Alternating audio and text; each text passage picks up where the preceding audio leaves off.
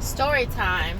So I was telling my husband a story, an experience that I had about the little boy that was just walking up the street crying in the middle of the street into oncoming traffic, crying like he was lost. So this had to be in the year 2011. I was picking up my kiddos. At the time, I had two young kiddos, and they were at a friend's house. Um, while I was at work, my friend was watching my kiddos. RIP to my friend. And I got off work, so I'm driving to her house, and I noticed all the cars in front of me were swerving, like you would if something's in the road. They're like, driving around. So I'm preparing myself to swerve to avoid whatever is in the street.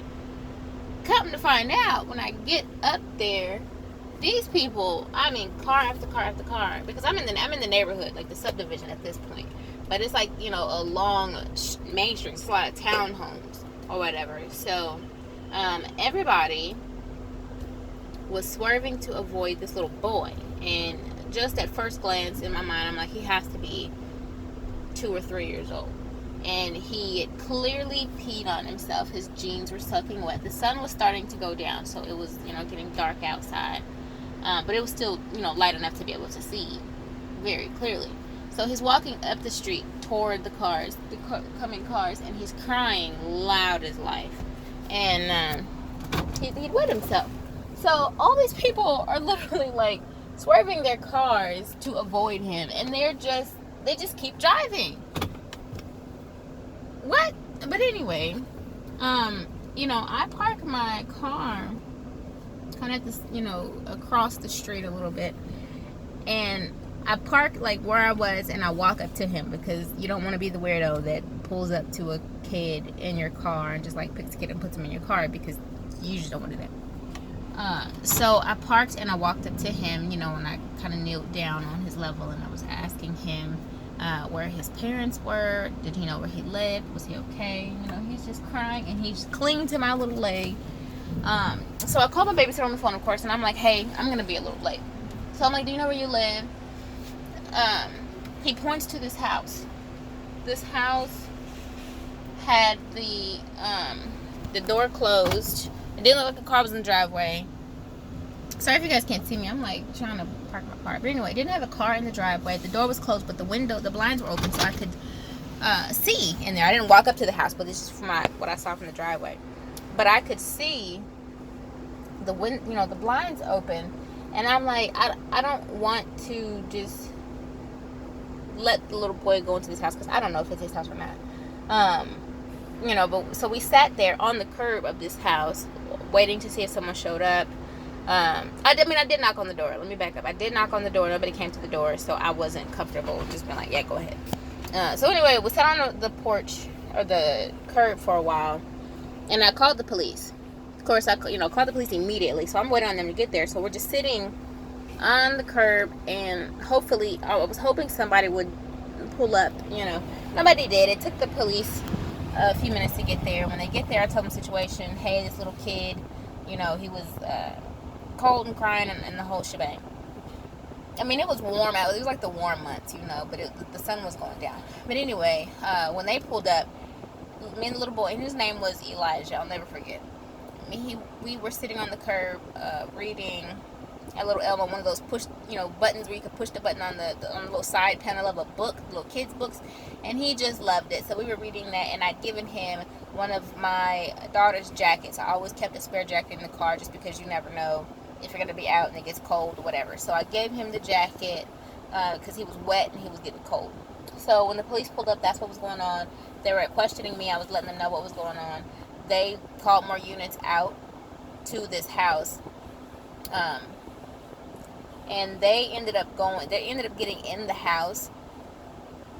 But while they're like walking around in the house, a car pulls up. But I'm going to try to keep this short, because I only have like 9 minutes. But this car pulls up. So I'm thinking, okay, the parents are here. Well, first of all, let me back up. They told me when the police got there, they were like, okay, you're fine, you can go. But I'm like, no way. I've sat here with this little kid for whatever amount of time. I don't want to leave until I know that he's okay. So anyway, this car pulls up, so I'm thinking that the parents have made it back. This is a situation. No, the parents didn't make it back. Two other boys got out of the car, and I want to say they were like 11 and 7 or something like that.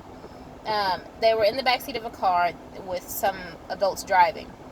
So the little boys get out of the car. They start to walk toward the house. The police stop. I'm like, hey, what's going on? Are those your parents? They say, get this, guys. They say, no, our parents are still at the store. Their parents went to Kohl's, the clothing store, and they locked their keys in the car. So they couldn't get in the car so they can get back home. So some good Samaritans at the store, I guess, offered to take them back to their house so they could get the spare key out of their house and then bring them back to the store. So the parents were like, yeah, we'll send the boys. Or the mom. I don't remember if it was just, I'm pretty sure it was just the mom.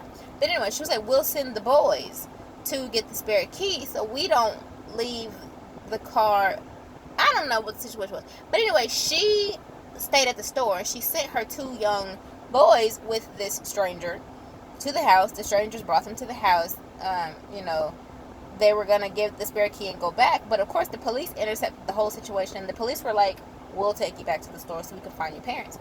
But the brothers were like, obviously they knew what was going on with their little brother. And they were like, no, our little brother was at our aunt's house. Our aunt lives next door.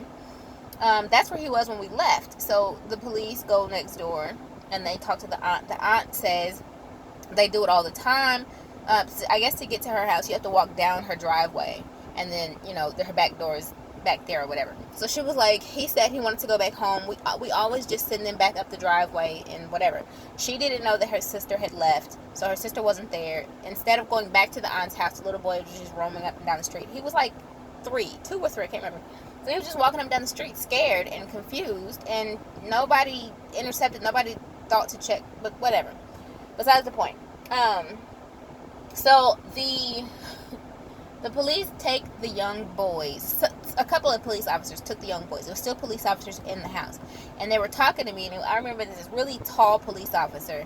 He, kind of pulled me to the side. And I'm pretty sure he wasn't really supposed to be telling me any parts of what was going on. But he was like, I've just never seen anything like it. When they walked in the house, when they got in the house and they were just kind of walking around the house, they said that it was a lot of human feces, like, scattered around the hallway. From what I could see from the window, like I said, the blinds were open. The living room looked really nice and well put together and clean. I never would have thought anything. But when you go upstairs, and they said the whole house smelled just like crap. And it was like human feces, like somebody, like little kid poop was just scattered all around the upstairs. And the kids' rooms were just like disgusting. It's just not livable. It's just you shouldn't have lived there. Anyway, the mom, they ended up getting, and her name was Hope. I'll never forget this. She ended up coming home, and she gave me the biggest, baddest, meanest look, like she just wanted to kick my bones smooth off my body. And at this point, I was ready for it, okay? Because you left your kid. I mean, yeah, you left him at your sister's house. I wanted to kick her and her sisters, but I'm kind of trying to keep the kid friendly here. Whatever the case. So, long story short, because the conditions of the house, she ended up getting her kids taken away from her. I ended up seeing her at a doctor's appointment months and months later without her kids. And, she looked like she wanted to say something to me so bad, but she never did. I literally have 35 seconds left in this video, so I'm going to end it here. I don't want to just ramble. But that was my story time of when I found the little kiddo, and everybody was just driving around him like, what the heck? And, it was just, my heart will always remember him. He'll always have a place in my heart. Because my oldest was about the same age as he was. He was old. But anyway, like a year or 2. But that's all I have. I have 10 seconds. So like this video, comment down below what you think, and subscribe to my channel if you haven't. Thanks for listening. Story time next time. Bye.